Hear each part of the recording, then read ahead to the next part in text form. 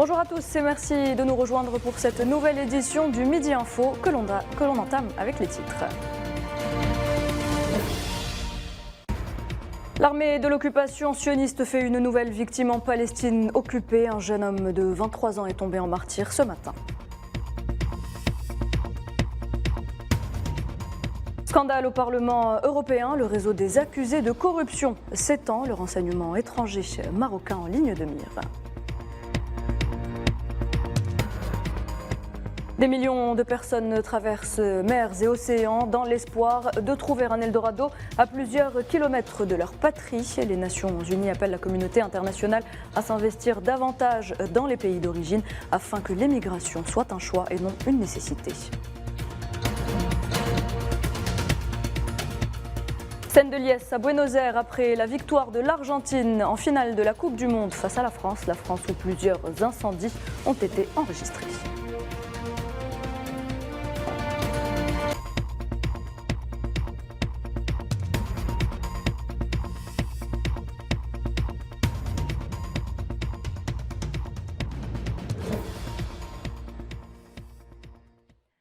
Et tout d'abord, ces félicitations adressées par le président de la République, Abdelmadjid Tebboune, à l'émir de l'État du Qatar, Cheikh Tamim Ben Hamad Al Thani, lors d'un entretien téléphonique à l'occasion de la journée nationale du Qatar. Le président Tebboune a souhaité à l'émir ainsi qu'au peuple qatari frère davantage de prospérité et de progrès. Cet appel téléphonique a également été l'occasion pour le chef de l'État d'évoquer la réussite de la 22e édition de la Coupe du Monde FIFA et de présenter ses chaleureuses félicitations à l'État du Qatar, direction peuple, et pour son succès à tous les niveaux. À son tour, Cheikh Tamim Ben Hamad Al Thani a remercié le président de la République pour la noblesse de ses sentiments. Il lui a également souhaité ainsi qu'au peuple algérien davantage de quiétude et de développement. Abdelmadjid Tebboune, qui plus tôt dans la journée avait reçu le ministre français de l'Intérieur, Gérald Darmanin, qui a annoncé au sortir de son audience avec le chef de l'État la reprise d'une relation consulaire normale entre l'Algérie et la France pour revenir à celle qui existait avant la pandémie de Covid-19, notamment en matière de visa, et ce à la hauteur de la relation amicale extrêmement forte spécifique entre les deux pays, a-t-il déclaré.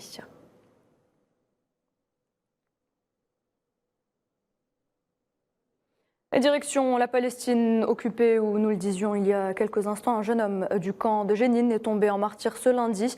Tamar Azmi Sharaf Nashrati était âgé de 23 ans et il a été hospitalisé à Ramallah suite à de nombreuses blessures causées par les forces de l'occupation sioniste. Il a donc péri aujourd'hui. L'entité sioniste qui a annoncé l'expulsion hier dimanche de l'avocat franco-palestinien Salah Hamouri. Salah Hamouri qui était détenu administrativement et illégalement sans accusation formelle dans une prison sioniste depuis mars dernier. Une expulsion condamnée par la France qui la juge contraire au droit et rappelle avoir engagé de multiples démarches auprès des autorités sionistes pour manifester de la manière la plus claire son opposition à cette expulsion. Et pas un jour ne passe sans que le Maroc ne défraie la chronique. Le dernier scandale impliquant le Royaume remonte à 2 jours. Il s'agit d'un scandale de corruption qui a ébranlé le Parlement européen et fait tomber de nombreuses têtes. La justice belge a justement entamé une enquête. Les détails, Nariman Sekar. L'enquête enclenchée par la justice belge a révélé un réseau de corruption à haut niveau orchestré par le Merzen.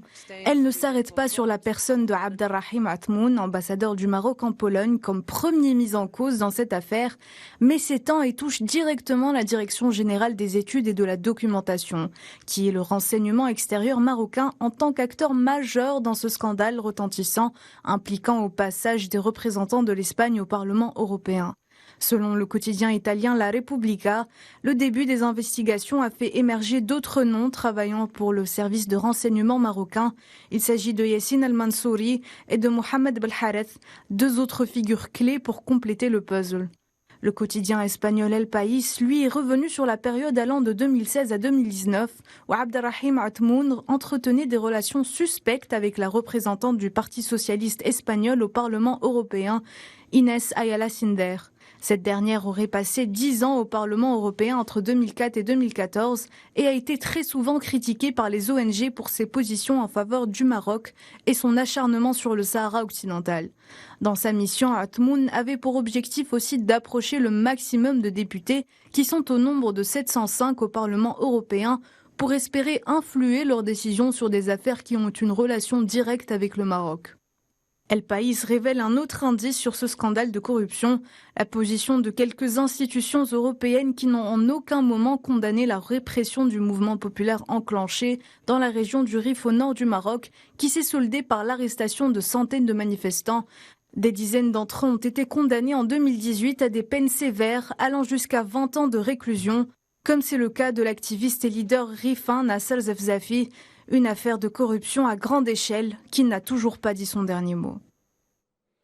Un chiffre à retenir, ils sont environ 281 millions à avoir choisi de quitter leur terre pour de meilleures conditions de vie, fuyant ainsi leur pays en raison des conflits, des maladies, des catastrophes naturelles ou encore des changements climatiques. Alors que certaines migrations sont régulières, beaucoup malheureusement ne le sont pas. On pense notamment à ces personnes, hommes, femmes et enfants, à l'occasion de la journée internationale des migrants. Naïla Hamouda. Des centaines de millions de personnes quittent leur pays, contraints à la recherche d'une vie meilleure. Mais ils sont très nombreux à ne pas pouvoir l'atteindre. Cette année a été très riche en actualités migratoires. Des milliers ont péri en mer alors qu'ils tentaient de rejoindre des rives lointains. Poussés par des conditions de vie très difficiles, à défaut de moyens et d'alternatives, se réfugient dans la voie illégale sous la main de réseaux d'immigration clandestins. Et ce, au péril de leur vie. Depuis 2014, plus de 50 000 personnes ont perdu la vie sur les routes migratoires à travers le monde, selon l'Organisation internationale pour la migration. Le drame migratoire du 24 juin dernier aura marqué les esprits, lorsque près de 2000 migrants subsahariens ont tenté de rejoindre l'enclave espagnole de Melilla depuis Nador. Au moins 45 d'entre eux ont été brutalement tués par le régime marocain. C'est le bilan humain le plus lourd jamais enregistré à cette frontière. Selon Amnesty International, Rabat et Madrid sont impliqués dans cette tragédie condamnée par l'ONU. Par ailleurs, la migration à la recherche de l'Eldorado a toujours motivé l'être humain. D'ailleurs, le Pacte mondial pour les migrations régulières tente de faire de la mobilité humaine une réalité. Selon le secrétaire général de l'ONU, Antonio Guterres, plus de 80% des migrants dans le monde traversent les frontières de manière sûre et ordonnée. Pour lui, ces migrations sont un puissant moteur de croissance économique, insufflent un grand dynamisme. Ils sont 280 millions de migrants dans le monde à avoir quitté leur pays en quête de nouvelles possibilités, de dignité, de liberté et d'une vie meilleure. Ils se déplacent majoritairement en Asie, en Amérique du Sud, en Afrique ou encore en Europe. La journée internationale pour ces personnes qui ont choisi une terre d'accueil autre que celle qui les a vues naître est l'occasion pour sensibiliser sur les difficultés de la migration. C'est pour dire que l'herbe n'est pas plus verte ailleurs.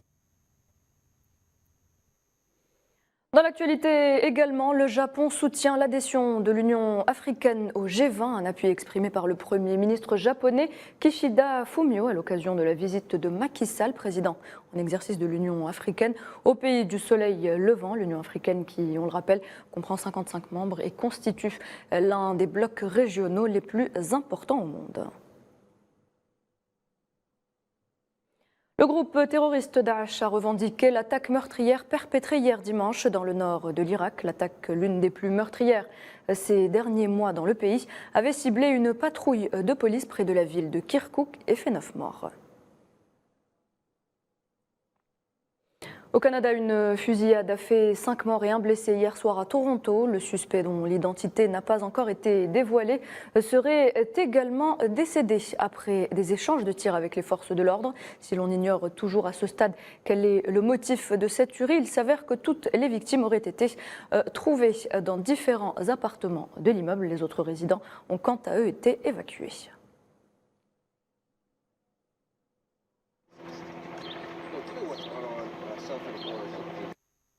Autre drame en Afghanistan, cette fois-ci au moins 19 personnes ont été tuées et des dizaines d'autres blessées dans l'accident d'un camion-citerne dans un tunnel routier passant sous le col de Salang, une des plus hautes routes de montagne à l'est du pays.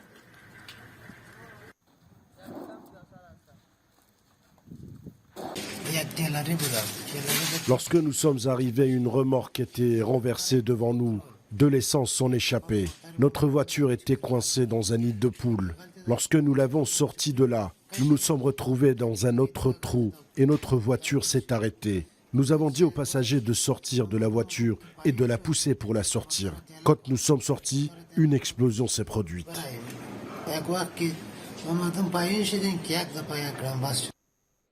Sport football, c'était l'événement de la journée d'hier. C'est chose faite, l'Argentine a arraché sa 3e étoile en battant la France en finale de la Coupe du Monde 2022. Après un match époustouflant et une belle remontada. Côté français, les Argentins menés par Lionel Messi ont eu le dernier mot à l'issue de la séance de tir au but. Victoire 4-2. Salah Faisal. On célèbre la fête nationale du Qatar. Des festivités se tiennent dans tout le pays. Avec la finale de la Coupe du Monde de la FIFA, les Qataris ont réussi leur coup.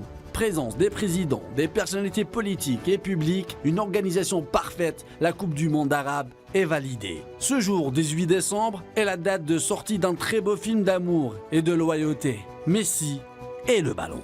Le 18 décembre devient aussi une fête nationale en Argentine, pas que en Qatar.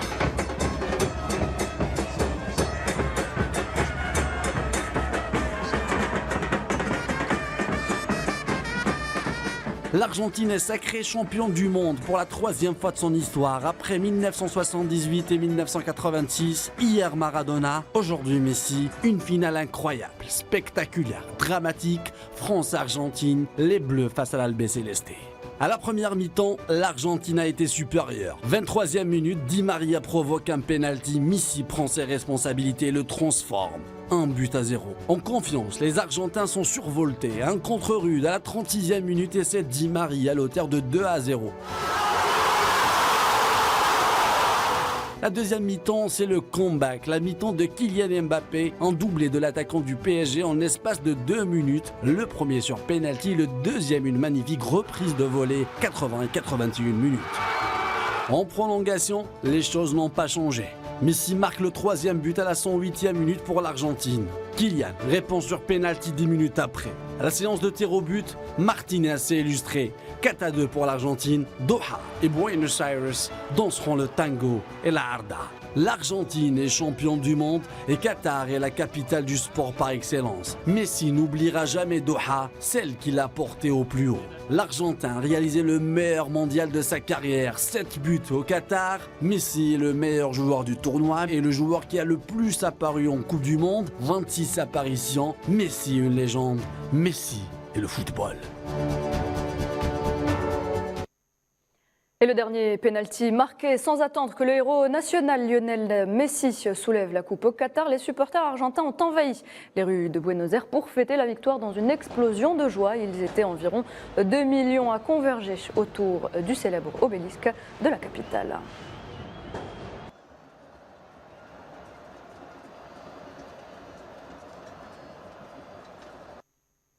Et côté français, c'était la désillusion, un ascenseur émotionnel malgré les efforts de Kylian Mbappé. La chance n'était pas au rendez-vous, ce qui a causé la colère de certains supporters.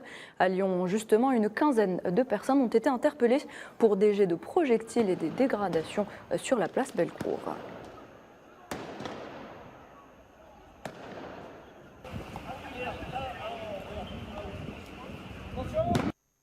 Et l'on garde bien évidemment en tête les belles images de cette Coupe du Monde 2022, la dernière à 32 nations. Rendez-vous dans 4 ans en juin 2026 pour la 23e édition. Elle sera organisée conjointement par les États-Unis, le Canada et le Mexique avec un nouveau format. 48 équipes se retrouveront en phase finale. C'était la dernière information de cette édition. Merci de l'avoir suivi. Je vous donne rendez-vous à 18h et 19h pour le journal.